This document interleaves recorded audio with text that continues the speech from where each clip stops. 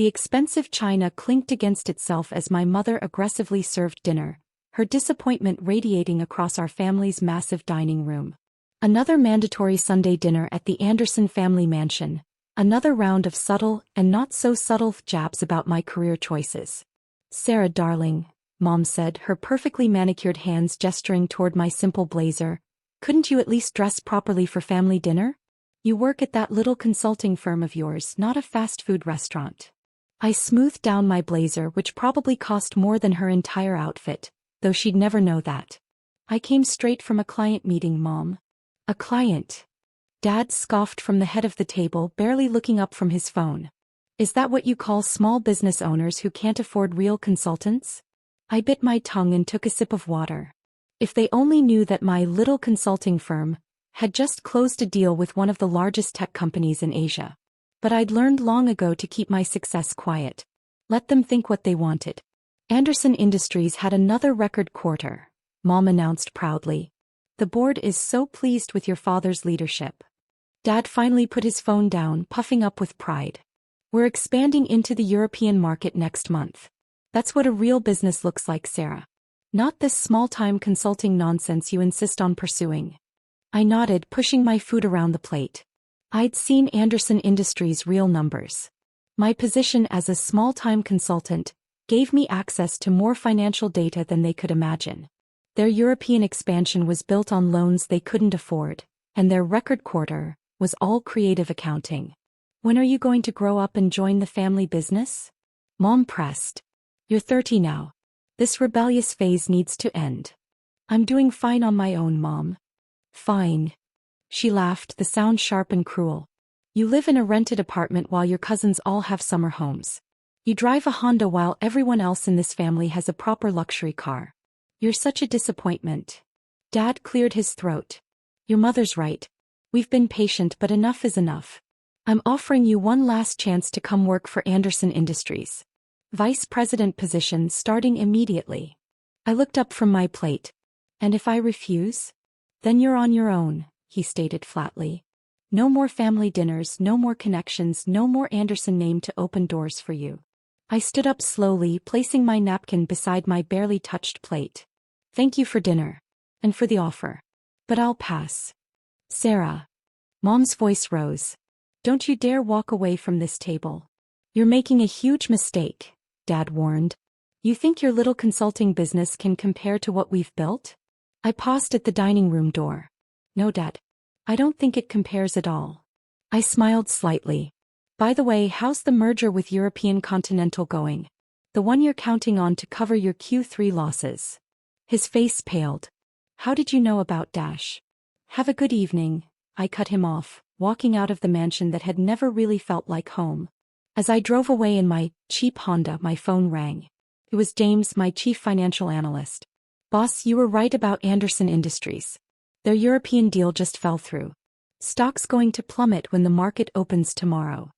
And the other thing? Their creditors are calling in the loans early. They'll be bankrupt within 2 weeks unless they find a major investor." I smiled, thinking of my father's smug face. "Perfect. Begin phase 2. "You sure about this?" James asked. "They're still your family." "No," I replied, watching the mansion disappear in my rearview mirror. "They're just another failing company that needs saving. And I'm just the disappointment who's about to buy them out." I ended the call and pressed the accelerator, heading toward my penthouse office, the one my family didn't know existed. Tomorrow the real game would begin, and I couldn't wait to see their faces when they realized exactly what kind of disappointment they'd created. The headlines screamed across every financial news outlet. "Anderson Industries faces bankruptcy, European merger collapses, Anderson stock plummets 70% in single day."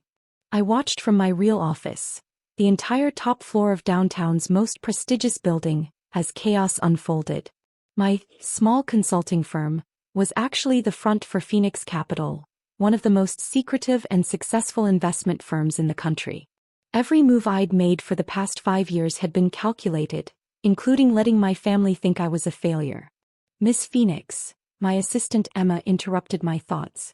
"Your father's here." I raised an eyebrow. "My father? How did he even find this place?"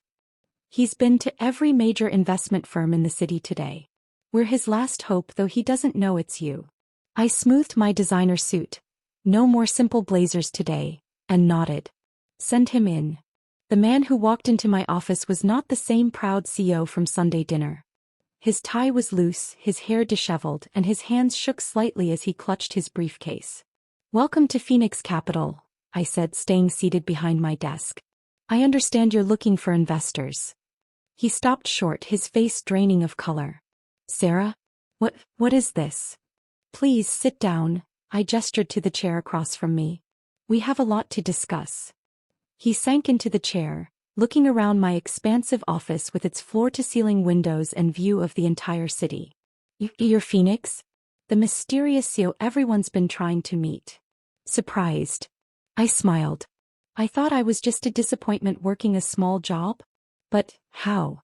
While you and Mom were busy mocking my career choices, I was building this.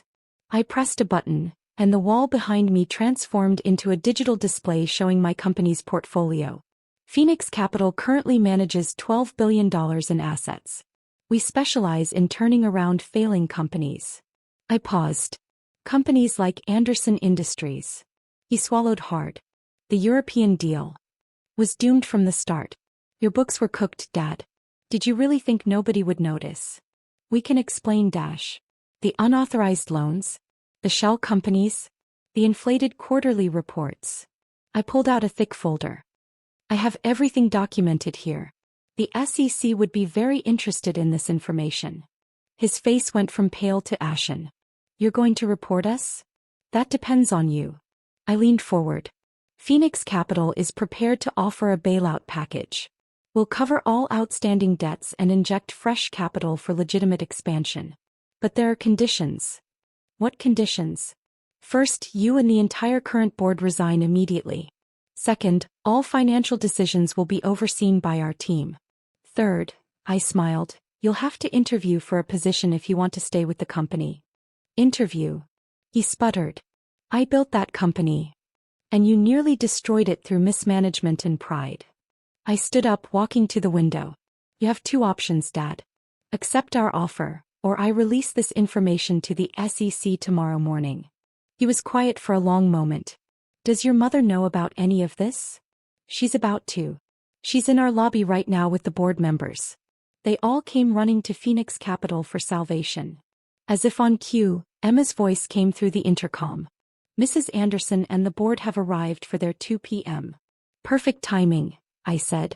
Send them in. The door opened and my mother's voice carried through before she saw me. We demand to speak with Mr. Phoenix immediately.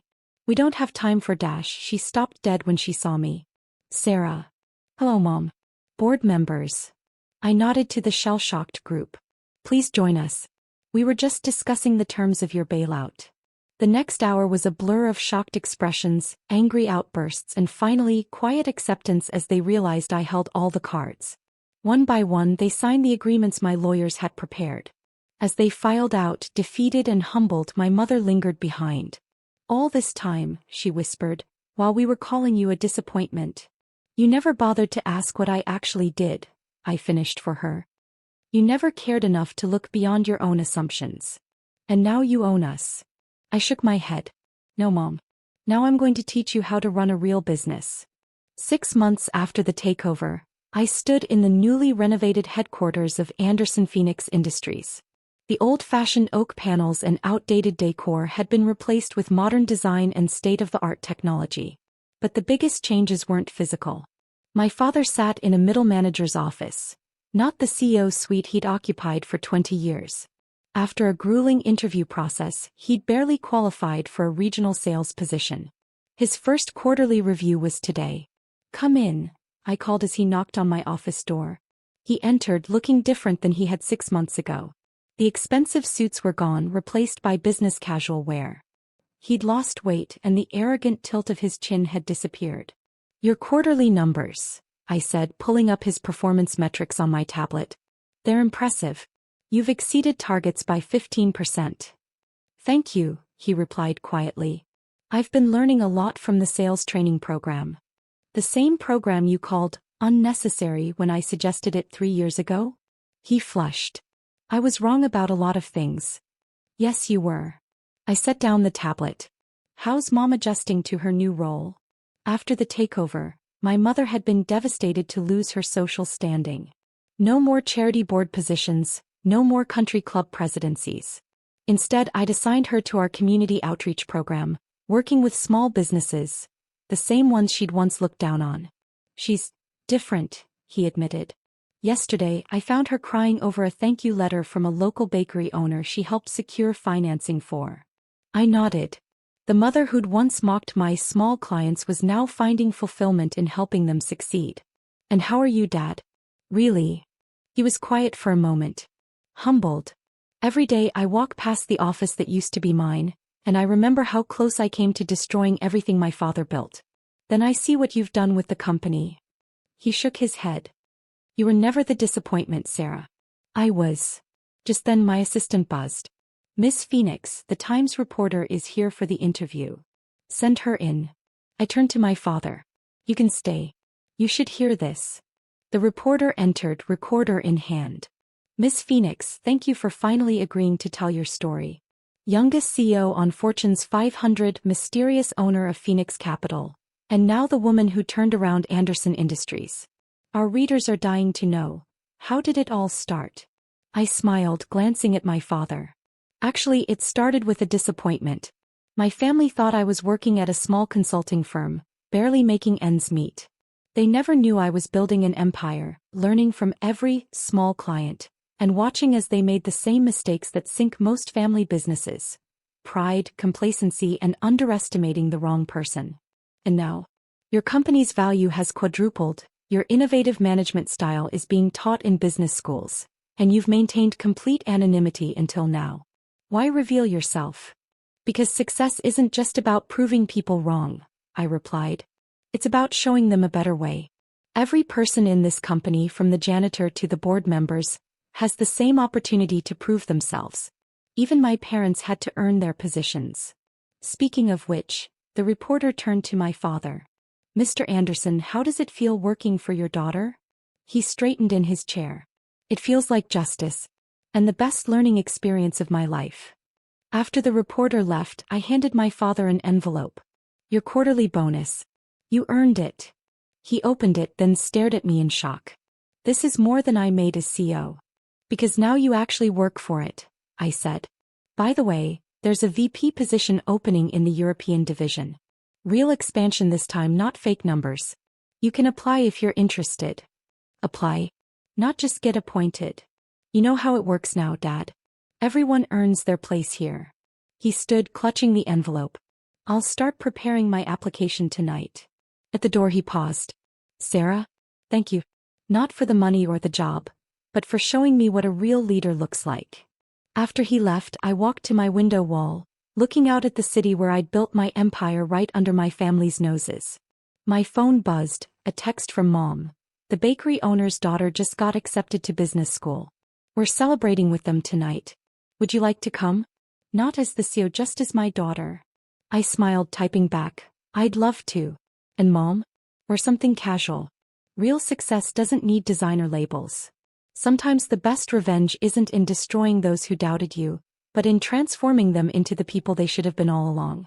My family had called me a disappointment, but I'd turned their disappointment into their salvation. And that was worth more than all the billions in my empire.